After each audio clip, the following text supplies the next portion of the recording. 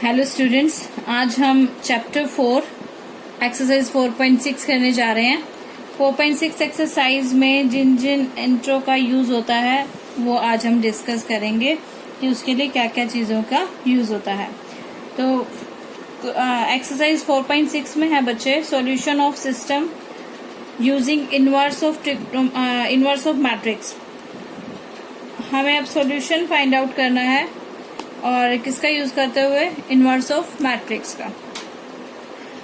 तो कोई भी इक्वेशंस है हमारे पास, लीनियर इक्वेशंस आप 10th में भी कर चुके हो कि कैसे उनके सॉल्यूशन होते थे। बहुत सारे मेथड होते थे वहां पे, graphically method, substitution method, elimination method. अब जो मेथड आया बच्चा ये है इनवर्स ऑफ मैट्रिक्स मेथड। हम लीनियर इक्वेशन का ही सॉल्यूशन करेंगे यहाँ पे, और कैसे करेंगे, इनवर्स ऑफ मैट्रिक्स मेथड से। तो सबसे पहले एक और चीज इसमें बताना चाहूंगी सॉल्यूशन से पहले कि एक मैट्रिक्स जो होती है वो सिंगुलर भी होती है बच्चे, नॉन सिंगुलर भी होती है।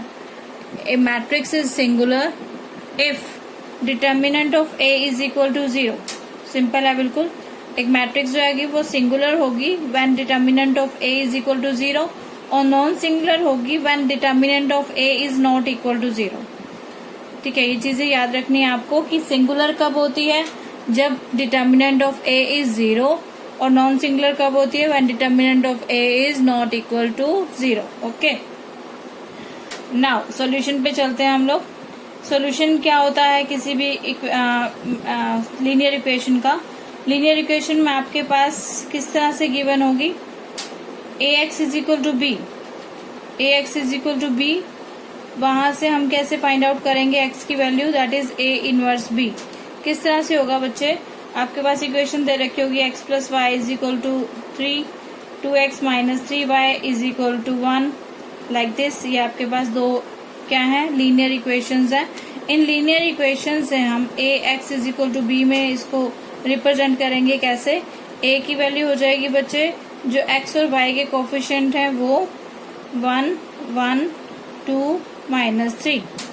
x की वैल्यू होगी बच्चे x और y is equal to b क्या होगा आपके पास, 3 और 1। When we multiply this one by this one, then 1x plus 1y is equal to 3। तो फर्स्ट इक्वेशन बन गई। Then 2x minus 3y is equal to 1, ये सेकेंड इक्वेशन बन गई। तो इन इक्वेशन से इस फॉर्म में लाना है आपको, ax is equal to b, then find the value of x is equal to a inverse b। इस तरह से करते हैं। ये है आपका inverse method, inverse of matrix method. ठीक है, अब हम क्या कर रहे हैं, मेन चीज है कि इसका सॉल्यूशन कैसे फाइंड आउट होगा, कब फाइंड आउट होगा, इन सब चीजों के लिए।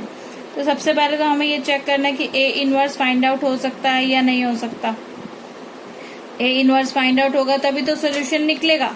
तो a इनवर्स कब फाइंड आउट होगा, when determinant of a is not equal to 0।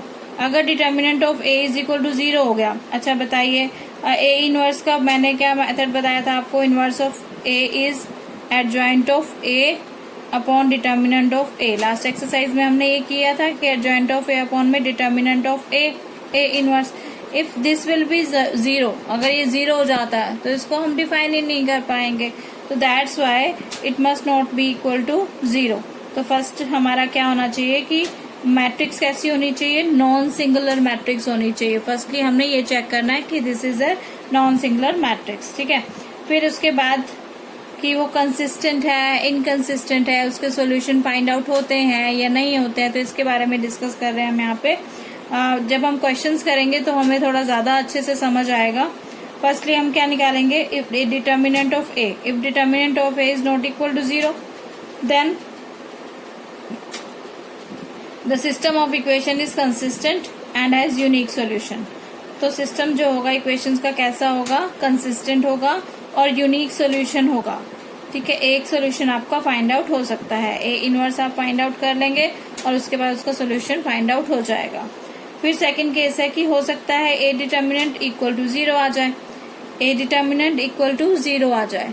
तो अब इन दिस केस में हम लोग क्या करेंगे, determinant of A is equal to 0 आ गया तो हमें ये तो पता चल गया कि ए इनवर्स एग्जिस्ट नहीं करेगा, ए इनवर्स एग्जिस्ट नहीं करेगा। बट देर आर और भी सॉल्यूशंस होने चाहिए ना, नो सॉल्यूशन और मैनी सॉल्यूशन। तो चेक करेंगे कि नो सॉल्यूशन है या फिर मैनी सॉल्यूशन है। तो उसके लिए चेक करने के लिए क्या करेंगे, ए का डिटर्मिनेंट इज इक्वल टू 0 आ गया, then adjoint of A into B find out करेंगे।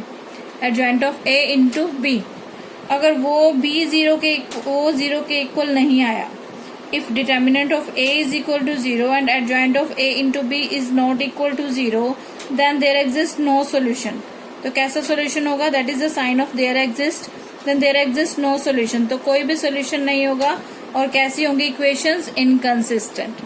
system of equations क्या हो जाएगा, inconsistent। कब होगा, when determinant of a is equal to 0 but adjoint of a into b is not equal to 0। okay, a third part, can possible determinant of A is equal to 0 भी आ जाए और adjoint of A into B भी क्या आ जाए, 0। इन this case क्या होगा, system जो होगा इक्वेशंस का, that will be consistent and has an infinite number of solutions. तो उनके सॉल्यूशंस कितने होंगे बच्चे, infinite number of solutions there will be. Okay, इन चीजों का आपने थोड़ा सा ध्यान में रखना है, हम क्वेश्चंस करेंगे तो उसके ऊपर बेस्ड होंगे।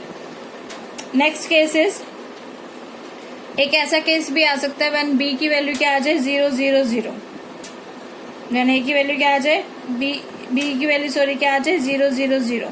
तो इन दिस केस हम लोग अगर हमारा निकल गया ए का determinant is not equal to 0, यानी कि नॉन सिंगुलर मैट्रिक्स आ गई और बी 0 0 0 आया, तो सोल्यूशन सब डायरेक्ट आ जाएगा, X is equal to 0, Y is equal to 0 and Z is equal to 0। और in this case determinant of A is equal to 0 आ गया, तो फिर system has infinitely many solution. तो इन दिस केस जो है वो इनकंसिस्टेंट का मेथड रहेगा ही नहीं। अब if B is equal to 0 0 0 आ जाता है बच्चे, कि अगर कोई कॉलम ऐसा आ जाता है जिसमें सारे 0 हैं, बी वाला जो है लास्ट वाला जो यहाँ पर आता है, तो इन दिस केस दो ही ऑप्शन बचते हैं आपके, A determinant not equal to 0 and determinant is equal to 0। अगर डिटर्मिनेंट नॉट इक्वल टू 0 आ गया तो ट्राइवल सोल्यूशन होगा, से x0 y0 z0 तीनों ही 0 हो जाएंगे। और अगर A determinant is equal to 0 आ जाता है तो सिस्टम के मैनी सॉल्यूशंस होंगे बेटा, ठीक है। नेक्स्ट, अब एक्सरसाइज पे चलते हैं। हम एक्सरसाइज में इन टॉपिक्स को करेंगे तो 1 बाय 1 हमें क्लियर होता जाएगा। तो फर्स्ट क्वेश्चन में आपको कंसिस्टेंसी बतानी है कि कंसिस्टेंट है या नहीं है। तो what to do, x plus 2y is equal to 2, 2x plus 3y is equal to 3। हमने क्या किया, ए मैट्रिक्स को क्या लिख लिया, 1 2 2 3, 1 2 2 3। एंड x मैट्रिक्स को क्या लिखेंगे, x एंड y, दो वेरिएबल है तो 2, 3 है तो x y z। ओके, और यहाँ पर क्या आ गया, 2 और 3 तो 2 और 3। तो it can be written as ax is equal to b। Okay, इसको हमने मैट्रिक्स फॉर्म में लिख लिया। बट उसने बोला है कि कंसिस्टेंसी चेक करो, तो कंसिस्टेंसी चेक करने के लिए determinant of A find out करेंगे। Determinant of A will be 3 minus 4 that is -1 which is not equal to 0। Not equal to 0 मतलब कि नॉन सिंगुलर, नॉन सिंगुलर मतलब कि इक्वेशन कैसी होगी, कंसिस्टेंट होगी और यूनिक सॉल्यूशन होंगे। तो मैंने सारी चीजें इसमें लिख दी, नॉन सिंगुलर भी लिख दिया, कंसिस्टेंट भी लिख दिया और यूनिक सॉल्यूशन। बट उसने कंसिस्टेंसी मांगी थी तो आप लिखेंगे कि hence the equations are consistent. ठीक है बच्चे, तो मैंने ये तीनों चीजें इसलिए लिखी थी ताकि हम रिवाइज कर सकें पिछला जो आपको लिखवाया गया है लास्ट पेज पे, कि अगर डिटर्मिनेंट नॉट इक्वल टू 0 आता है तो नॉन सिंगुलर होता है, प्लस कंसिस्टेंट होता है और सॉल्यूशन कैसे निकलते हैं उसके, यूनिक। ओके बच्चे, now next is second question is same. The question number 3 is x plus 3y is equal to 5, 2x plus 6y is equal to 8.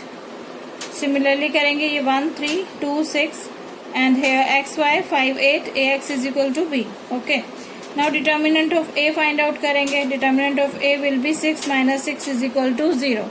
अब determinant of a क्या हो गया, 0। अगर determinant of A is equal to 0 आ जाता है तो inverse तो एग्जिस्ट करता नहीं है, क्योंकि नीचे डिटर्मिनेंट को 0 होना होता है, inverse does not exist. In this case मैंने क्या बताया था, अगर डिटर्मिनेंट ऑफ ए 0 आता है तो adjoint of A into B find out करेंगे और वो चेक करेंगे कि क्या आता है। तो adjoint of A into B चाहिए तो पहले adjoint of A find out करना पड़ेगा। Adjoint of A find out करने के लिए सारों के फैक्टर्स को फैक्टर्स लिया आपने A11 A12 को फैक्टर्स का, फिर हमने क्या किया ट्रांसपोज लिया, that is adjoint of A. Next is adjoint of A into B find out करना है हमने। Adjoint of A into B find out करेंगे तो बी मैट्रिक्स से हम एडजॉइंट ऑफ ए की मल्टीप्लाई करा देंगे, that is multiply by this one. Now multiply कराएंगे तो इसकी मल्टीप्लाई इसके साथ 6 5 30 माइनस 24, इसकी मल्टीप्लाई इसके साथ minus 10 plus 8 that gives you 6 minus 2 which is not equal to 0।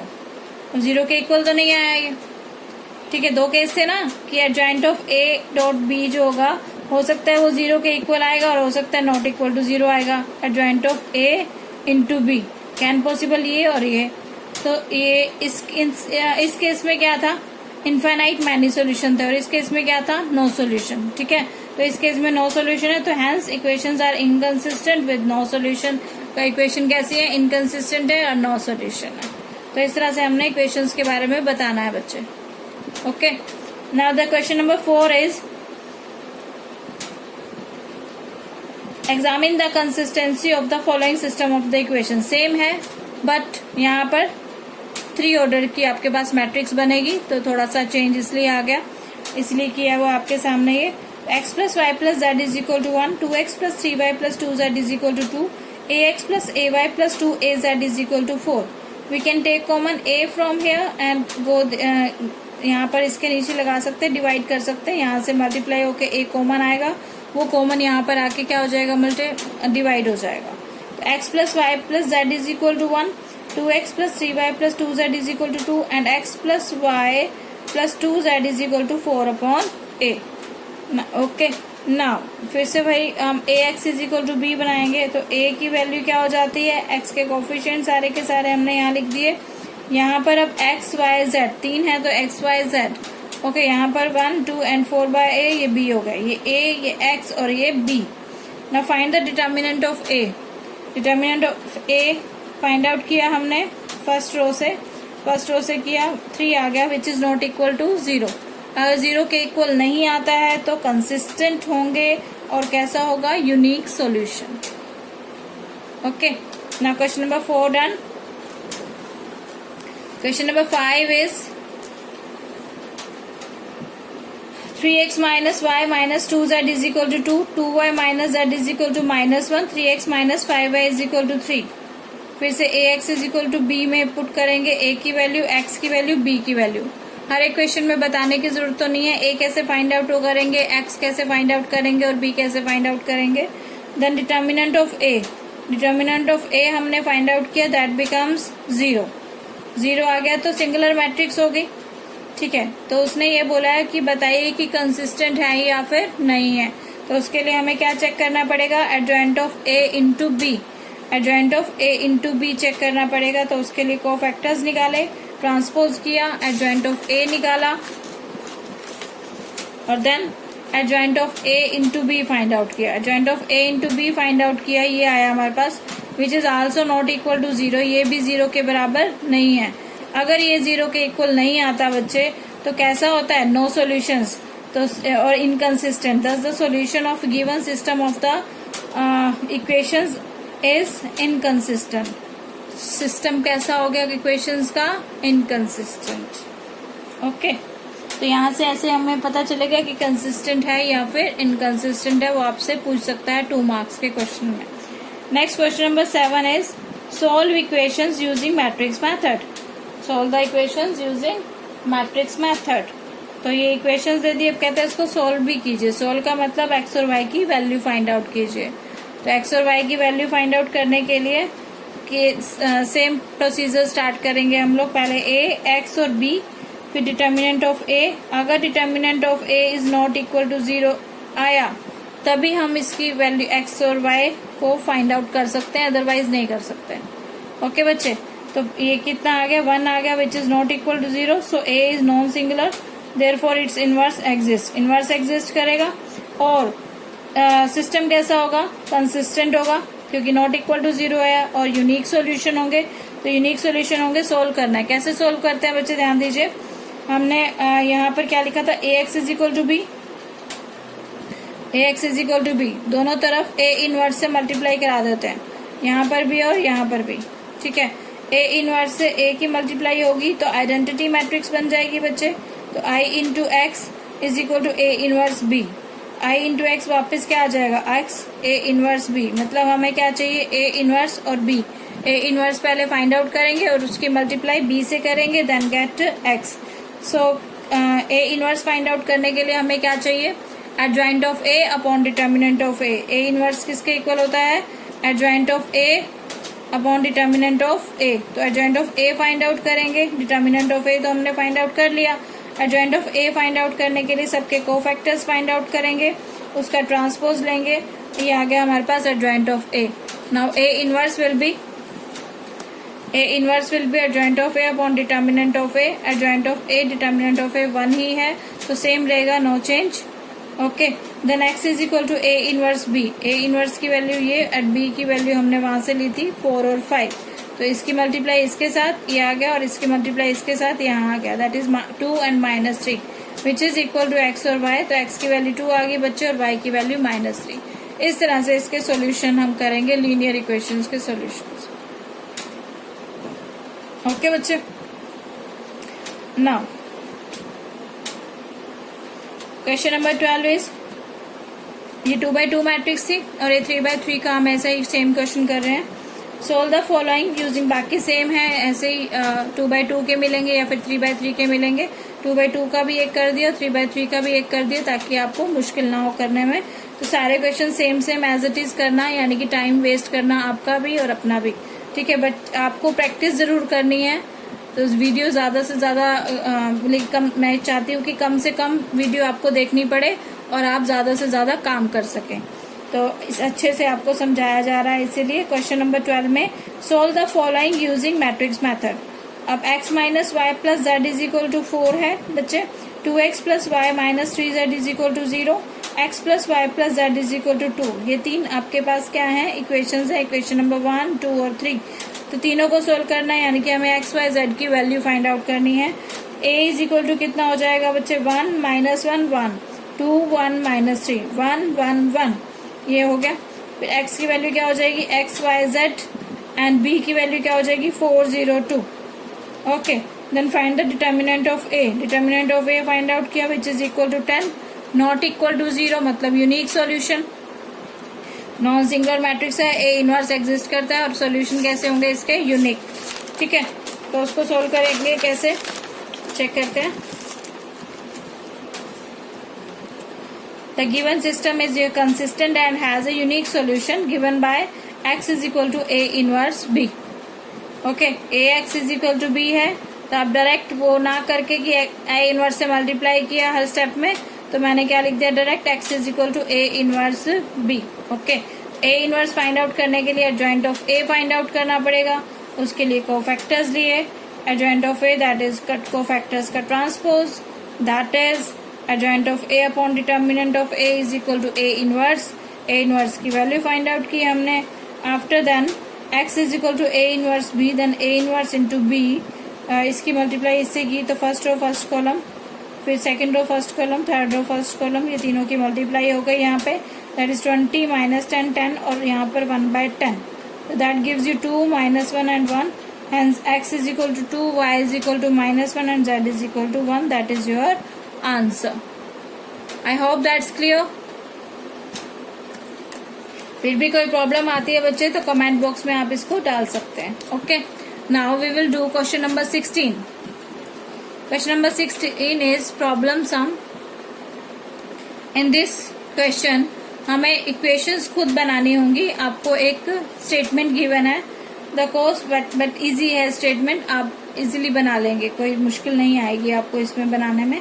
The cost of 4 kg onion, 3 kg wheat and 2 kg rice is ₹60. The cost of 2 kg onion, 4 kg wheat and 6 kg rice is ₹90. The cost of 6 kg onion, 2 kg wheat and 3 kg rice is ₹70. Find the cost of each item per kg by matrix method. तो हमें दिख रहा है कि 3 equations उसने दे रखी है हमें, तो 3 इक्वेशंस बनानी पड़ेंगी। बट फर्स्टली हमें क्या लेट करना पड़ेगा, प्राइस या कॉस्ट। लेट प्राइस पर kg of onion is x rupees, per kg of wheat is y rupees and per kg of rice is rupees z. Okay, then 4 kg of onion. 4 kg of onion मतलब 4x plus 3y plus 2z is equal to 60. And next 2x plus 4y plus 6z is equal to 90. And next onion 6x हो जाएगा. wheat है तो बच्चे 2y हो जाएगा. और 3 kg rice है तो राइस कितने हैं z, तो 3z is equal to 70. ये आपके पास 3 इक्वेशंस आ चुके हैं. You can solve this by the matrix method जो अभी आपको कराया गया है. A X is equal to B में रिप्रेजेंट कीजिए, determinant of A find out कीजिए, फिर ए इनवर्स फाइंड आउट कीजिए, then X is equal to A inverse B से सॉल्व कीजिए इसको. ठीक है बच्चे, ये आपकी एक्सरसाइज कंप्लीट हुई. That is equation exercise 4.6. Okay, तो इसमें कोई प्रॉब्लम रहती है बच्चे तो यू कैन आस्क और कमेंट बॉक्स में डाल दीजिएगा. और अगर क्लियर हो गया तो दैट्स गुड. Bye bye.